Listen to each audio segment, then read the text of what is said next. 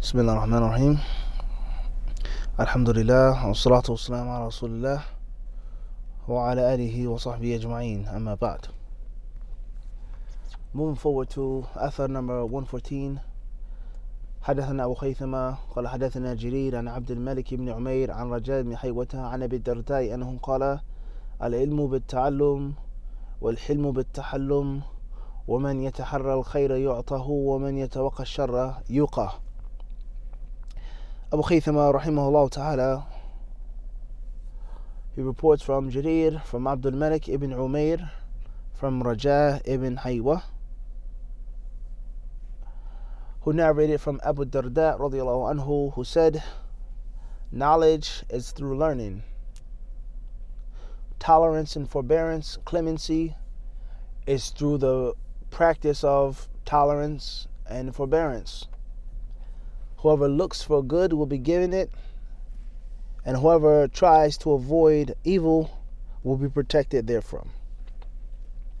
He said, al-ilmu bit-ta'allum, knowledge comes through learning, i.e. effort. Al-hilmu bit-tahallum, being halim, gentle, easy, chill, relax, calm, that comes through practice. In other words, the nafs is jumpy by nature. The nafs is vengeful by nature. The nafs can be malicious by nature. The nafs can be impatient and hasty by nature. So you have to practice patience and forbearance. You have to force yourself to chill, to relax, to just be calm, be simple, breathe. And who wants good, who has a good intention, he who has a sincere intention, a good, honest heart, inshallah, even if he doesn't know everything, and if he makes a mistake or an error, eventually, bi'idhnillahi ta'ala, he'll find the path of goodness. He'll find it. He'll come across it. He'll be given it. Allah will bless him.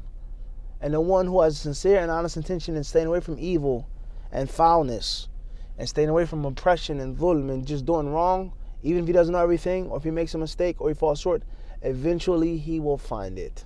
Eventually, he will find that path, that safety. Yuqahu. He'll be protected therefrom. Tremendous athar, and it goes to show the student of knowledge and the learner is that you gotta work hard. You gotta seek knowledge. You can't just sit on your bottom and think that you're going to become from the ulama. And also it also shows us that the ulama became ulama through effort, not through blood or lineage or genealogy, etc. As it's going to come bi'idhnillahi ta'ala in the next athar number 115. What's important is that many people, they think and they feel that the scholars became scholars for some, magical reason or some mystic or mystical reason, out of thin air. Ibn Taymiyyah was Ibn Taymiyyah, and that's it. It doesn't work like that. Shaykh al-Albani rahimahullah became who he became because of his hard work, his diligence, his effort. Of course, there's a barakah of Allah. Of course, Allah decreed that for him and upon him. Of course. Of course, his father was a scholar and he learned from his father and inherited the scholastics. But his father was a Hanafi scholar, was on the Hanafi madhab.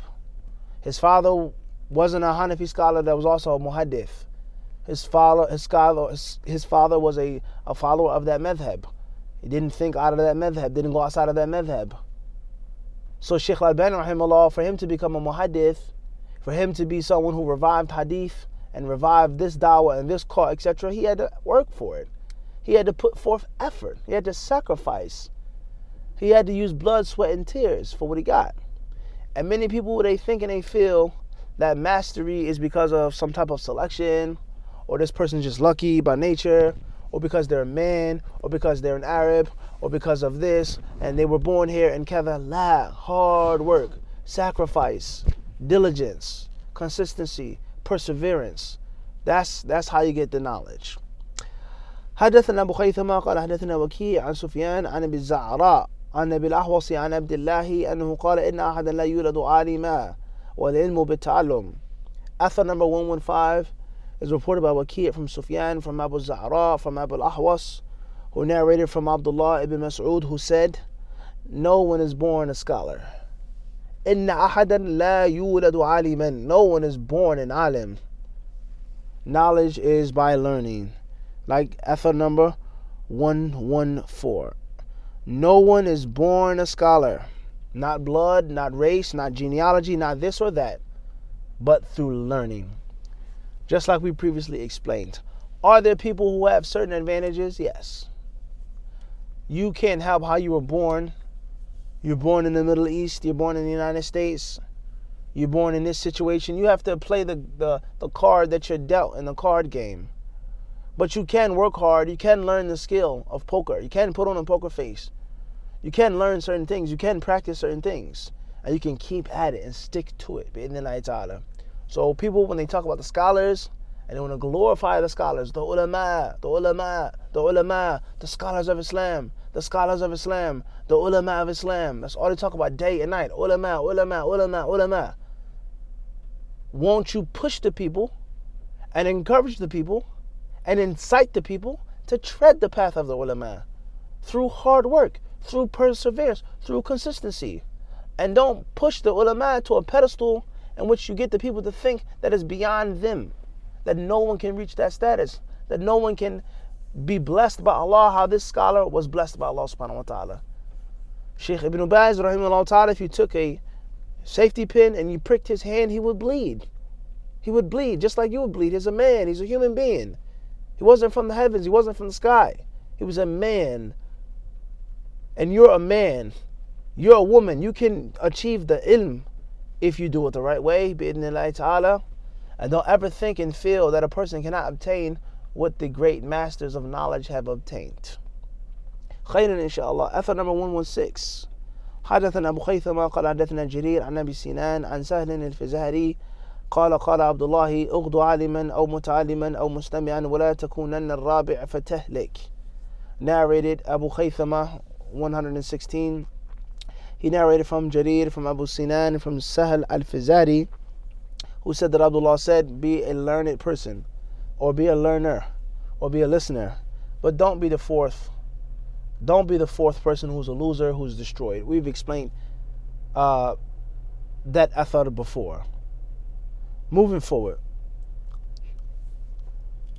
117 حدثنا أبو خيثمة قال حدثنا يحيى بن سعيد عن عثمان بن غياث عن أبي السليل قال كان رجل من أصحاب النبي صلى الله عليه وسلم يحدث الناس فيكثر عليه فيصعد فوق بيت فيحدثهم. Abu Khaythama reports from Yahya ibn Sa'id, from Uthman ibn Ghiyath, from Abu Salil, who or Abu Tayyib, he says بفتح المهملة واسمه دريب مصغرا ابن نفيل مصغرا. طيب. Abu Salil narrates that there was a man from the companions of the Prophet ﷺ, yuhadithu nas. He would report the hadith to the people, he would teach the people, he would pass the knowledge of the Prophet to the people. فَيُكْثَرَ عَلَيْهِ, and there was a lot of people that came, an abundance, the crowd was big and swollen. فَيَصْعَدُ فَوْقَ بَيْتٍ فَيُحَدِّثُهُم. So he would climb atop of someone's house and then teach the people. He would ascend the roof of someone's home and then speak and address the people. This athar here shows us many things. From them, it shows us, according to this athar here, is that it is nothing wrong with the scholar or the learned person or the teacher being on a high level or a pedestal, sitting elevated, sitting on something that is high and above the people.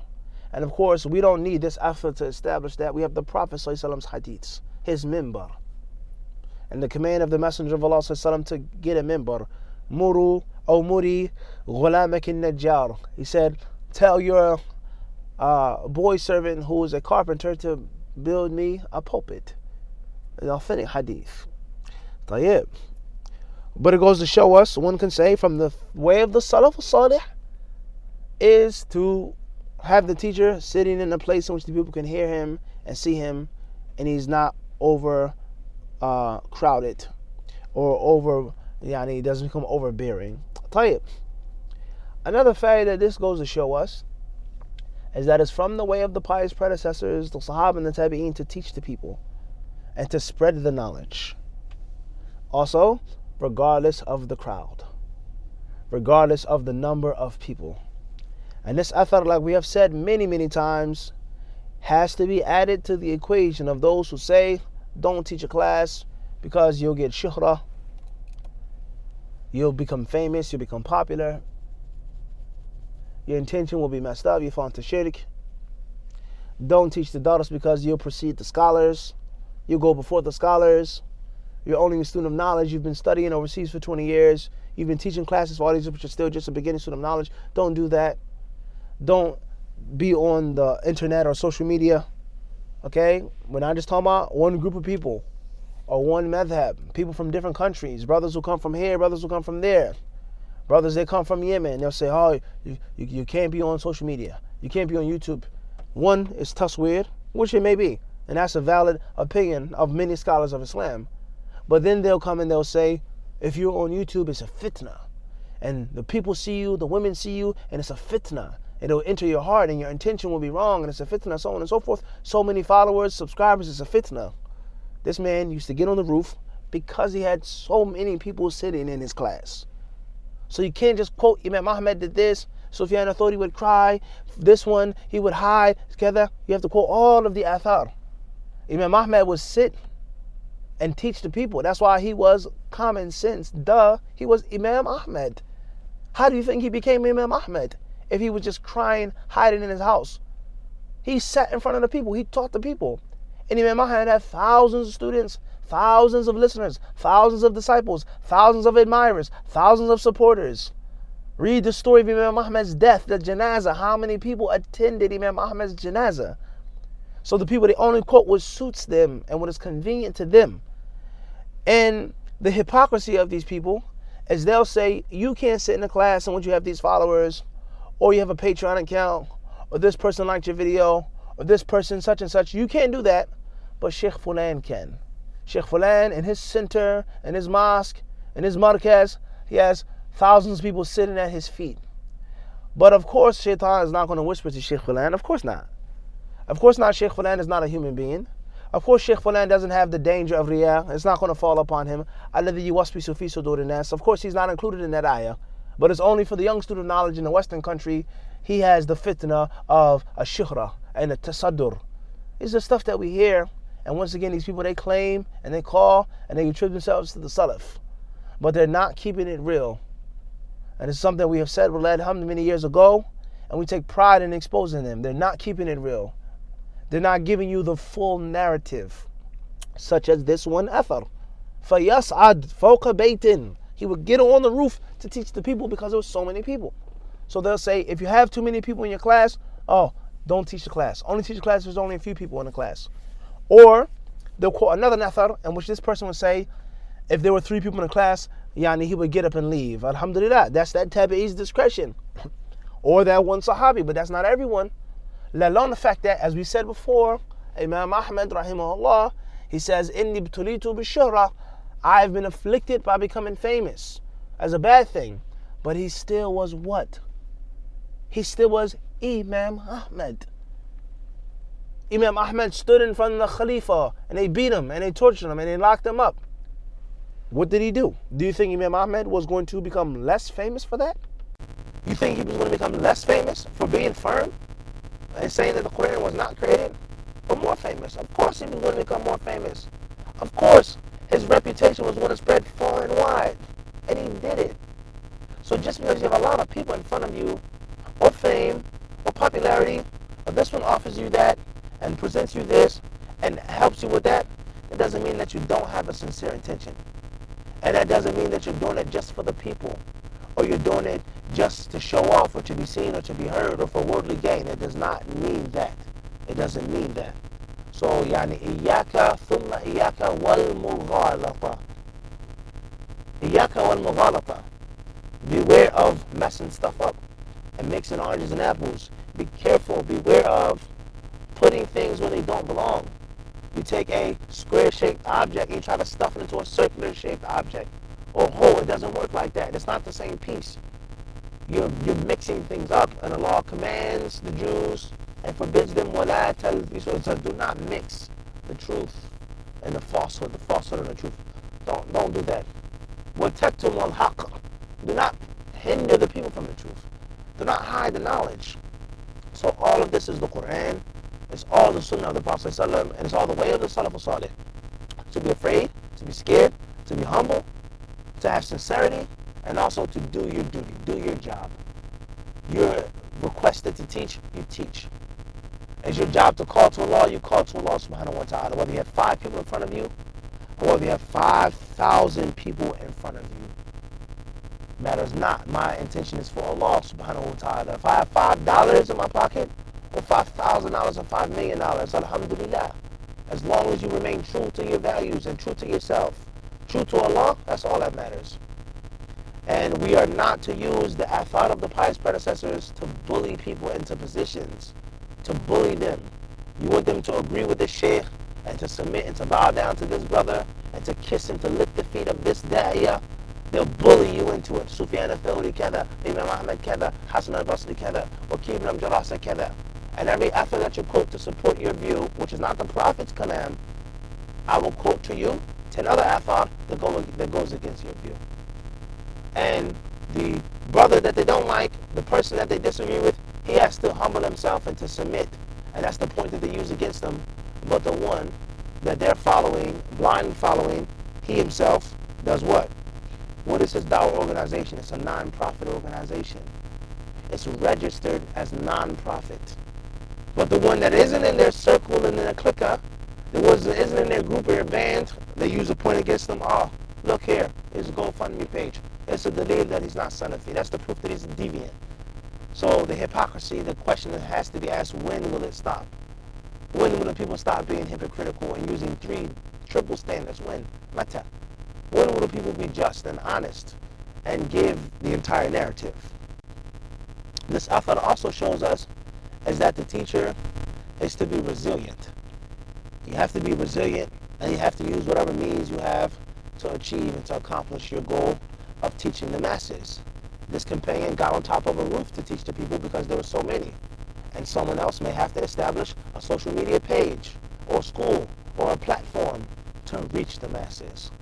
Every time and ever, all times or errors is based off of what's needed. It's based off of what's needed. Moving forward. أثر number 118. حدثنا أبو خيثمة قال حدثنا عن يحيى بن عمير قال سمعت أبي يحدث عن أبي هريرة أنه قال يرفع العلم ويظهر الجهل ويكثر الهرج قالوا وما الهرج قال القتل. The next Athar 118 is reported by Abu Khaythama from Yahya ibn Umayr, who said, I heard my father narrating from Abu Hurairah, who said, knowledge will be raised, ignorance will be prevalent, and there will be abundant harj. The people says, and what is a harj? He said, it is killing, it is murder, it is bloodshed. We all know in the footnotes, Shaykh Al-Bani rahimahullah, he says, إسناده صحيح موقوف وقد صح مرفوعا من طرق عن أبي هريرة رضي الله عنه أخرجه الشيخان وغيرهما. He says that this athar, its chain of report is authentic, and it's mawquf, meaning it's from the words of Abu Hurairah. But there are other versions that clearly prove that it's from the words of the Prophet ﷺ, narrated by Abu Hurairah, as is reported by Bukhari and Muslim and others. So Abu Hurairah says, and there are other versions say the Prophet says, knowledge will be taken away. Knowledge will be removed. And this is understood in the light of the hadith of Abdullah ibn Amr ibn al-As, that knowledge will be taken away by the death of the wielders of knowledge, the death of the scholars, of the learned men of al-Islam. People won't read books. People will stop using their minds. And just look at 2020 today. How many people read? Regardless, religious, beneficial, sunnah readings, bid'ah. Who's reading today? Who picks up a book? Everyone wants to watch and listen. People want to be told what to do. A man in a household married to a woman, he can't hang up a clock. He can't hang up a painting on the wall with a nail or a screw. A woman in the kitchen, she doesn't know how to make a pancake. She can't make an egg. The children can't do anything unless it's on an app. They can't do anything unless it's electronic. They can't do anything unless it's on a screen. People don't want to think. People like ignorance. They like convenience. Everything is on a touch screen. Everything is a swipe or a press or a hold or a fingerprint or eyes. It's unfortunate. So people have dumbed themselves down. They've become ignorant, and they have become okay with ignorance and comfortable with it. And of course, before all of this is the death of the scholars. And also is the fitna that we have among the scholars. Scholars and people who are forced by governments, threatened by governments, locked up and the key thrown away by governments, killed, murdered by governments. Scholars who sell out for governments, who legitimize the evil actions of the government. Da'is, scholars who sell out for the non-Muslim universities. I take this back. I don't no longer believe this, because they threaten to take your degree away. Or they ban you from this social media platform. Or the FBI will visit you. So I don't want to teach no more. They came to me. My children were afraid. My wife was scared. So, I'm not going to do no classes anymore. Knowledge becomes hidden. Knowledge becomes secret. Knowledge is only for a clique or a group or a band. Only we have the knowledge. You can't get it. Come to us if you want it. So on and so forth. The different reasons behind knowledge being taken away, and this opposite replacing it, which is jahl, ignorance. People not wanting to answer questions. The learning person wants to act like a muqallid. He wants to be a blind follower. I follow Sheikh Fulan. Sheikh Fulan said it, khalas. Who am I to think? Who am I to research? Who am I to look? That's not the behavior of a scholar. That's not the behavior of a student of hadith. To be pleased with and complacent with a fatwa, and that's it, khalas, it's over, done. La. It's unbefitting for a person who can do ijtihad to be a muqallid. It's unbefitting. So these are all reasons behind knowledge going away and ignorance becoming so widespread and so prevalent. وَلَا حَوْلَ وَلَا قُوَّةَ إِلَّا بِاللَّهِ. Moving forward. Then it will be al-harj. What is al-harj? Is it an Abyssinian word that the Prophet ﷺ used? Al-harj. What is it? He explained what it is, whether in Arabic or Abyssinian or anything else. Al-harju, he says al-qatl, killing, bloodshed. 2020. Look at the 20th century before the 21st century. How many wars were fought? The Great War. Unprecedented carnage, bloodshed, the trenches. World War II. Atomic bombs, Hiroshima and Nagasaki. How many people were killed and slaughtered and murdered and raped, homes destroyed through all of the different forces. The Soviets, the Allies, the Imperial Army of Japan. How many people were killed in that war? From 1930, 32, 33, 34 to 1945. How many men died? How many women died? How many orphans were there? Widows were there? How much killing was there? And for what? What was the reason? What was the purpose behind it? And the wars that came after that. The Cold War, the Vietnam War, or before that, the Korean War, the Vietnam War. Think of all of the people who died and lost their lives. For what? For one person to be richer? For one person to have more control over the world? For one zalim, one tyrant to run the world and not this one? You can't have your own. You can't control, but we can. We've killed just as many. Well, no, rather, we've taught you how to kill. We've taught you the art of genocide. We have taught you chemical warfare. We gave you the weapons. We supported you. We gave you the intelligence. We gave you the ability to kill. But when you kill, not like how we want you to kill, now you become an evildoer, a tyrant, a bully. And we have to remove you for the peace of the people and the justice of the people and the rest of what they say. Bloodshed, qatl.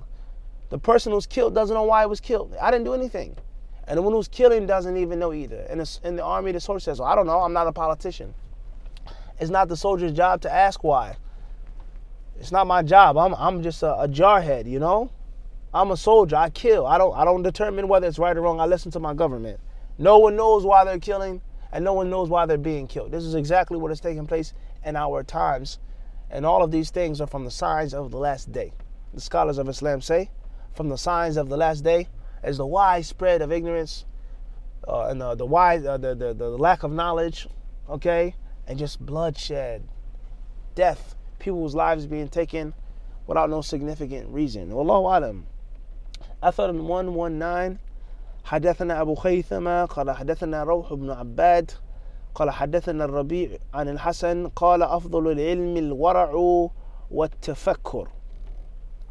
Abu Khaythama narrates from Rawh ibn Abbad, who narrates from Al-Rabi', who narrates from Al-Hasan, who says that أفضل العلم, the best knowledge, is al-wara', is piety, والتفكر, and thinking.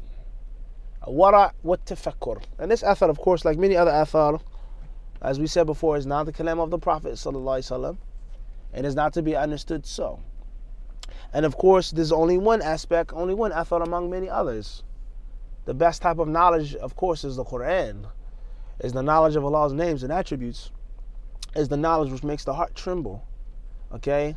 And the question is right now, this is a very serious question. Many of the tabi'een, they will use the word al-wara'u, al-wara'.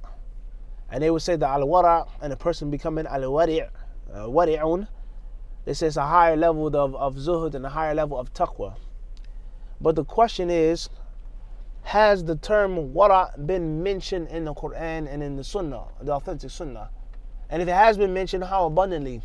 In light of the other verses and the other hadith. Allah says, al-muttaqun, فَمَنِ اتَّقَى الشُّبُهَاتِ. Verse after verse, ayah after ayah, hadith after hadith, says taqwa, taqwa, taqwa. Al-taqwa ha huna. Al-muttaqi, illa al-muttaqin, al-muttaqun. So the concept of using another term and saying that that term is above and beyond the Quranic term, who am I to say that that's wrong? I'm not saying that, but it's something that is لا ترتاح إليه النفس كثيرا. It's something that you don't feel that comfortable with. Allah mentioned over and over again, muttaqun, al-awliya, awliya Allahi. Alright? Allahu a'lam. Okay, the famous narration says, Man aada li waliyan. Alright? Khayran, inshallah. What's important is to have the level of wara', and which you leave off things that are not only haram, but things that could lead to the haram things, and that's a discussion in itself. Is that Islamic? Is that the Sunnah? To leave off something which is permissible and lawful out of fear of falling into that which is impermissible. Is that the Sunnah? Is that the Sunnah of the Prophet ﷺ? Is that the proper understanding of the Hadith? إِنَّ الْحَلَالَ بَيِّنٌ وَإِنَّ الْحَرَامَ بَيِّنٌ. Something which is doubtful, because anything can be doubtful. Somebody can come in the masjid and pray in their shoes. Another Muslim sees them praying in their shoes and says, Akhi, you shouldn't pray in your shoes in the masjid. He says, no, it's permissible to pray in your shoes. He says, no, brother, I don't know about that. It's a little doubtful to me. I've heard other scholars say that praying in the shoes is only from the time of the Prophet ﷺ. So maybe it's best to leave it alone. So the brother who says don't pray in your shoes, he has a what? He has a doubt about it.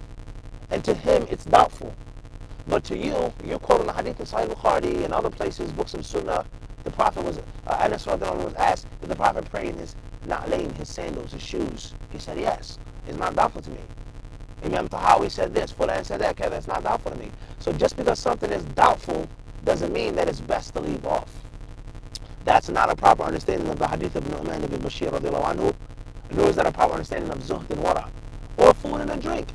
A person says, well, I don't know about that drink. It's kind of doubtful to me. I don't think you should drink it. Kombucha, it may be fermented. It may have alcohol in it. It may get you drunk. It's doubtful. And another brother, he says, well, not really. Just because it has something that's fermented doesn't mean it is khamar. It doesn't mean that it's an intoxicant. Soy sauce has elements of fermented things. No one gets drunk off of that. Mustard, ketchup, tomato ketchup, this type of relish, such and such, jam, this and that has fruits that are put there and so on and so forth. This is some type of distilled water, etc. It doesn't mean that it's khamar, yaqi. So just because it's doubtful to one person doesn't mean that it's doubtful to you. And if it is doubtful to him, doesn't mean that you have to leave it off. So the point is, we have to be very, very, very careful with regards to the concept of coining a term that is not coined in Quran and Sunnah. That's number one. Number two, and that doesn't mean that it's impermissible, but you have to just be careful, as we said. Number two, making this term above the concept, not just the name, but they say it's above zuhd, it's above taqwa, so it's a notch up How can we coin something that's above and beyond what Allah has given us? Number 3 is every aspect or dimension of this correct? That we want to leave off that which تَرْكُ مَا لَيْسَ بِهِ بَأْسٌ حَضَرًا مِنَ الْوُقُوعِ فِي مَا بِهِ بَأْسٌ. They say it's to leave off that which there's no problem regarding, out of fear of falling into something which there's a problem regarding. That is هذا مشكل. That's less problematic. I'm going to leave off that which is مَا لَيْسَ بِهِ بَأْسٌ. It's halal. It's permissible. And I'm not going to take the permissible things because I'm afraid of falling into the impermissible things. That's dangerous. And hop, skipping, and jumping, you can fall into waswasa. And you can fall into disrespecting Allah's favors. Kufran and ni'mah. Allah gave you food and drink. You say, well, I don't want to eat it. I want to drink it because, it may lead me to overeating. Or it may lead me to eating something that comes from haram wealth. Allah says, وَكُلُوا وَاشْرَبُوا وَلَا تُسْرِفُوا. Eat and drink.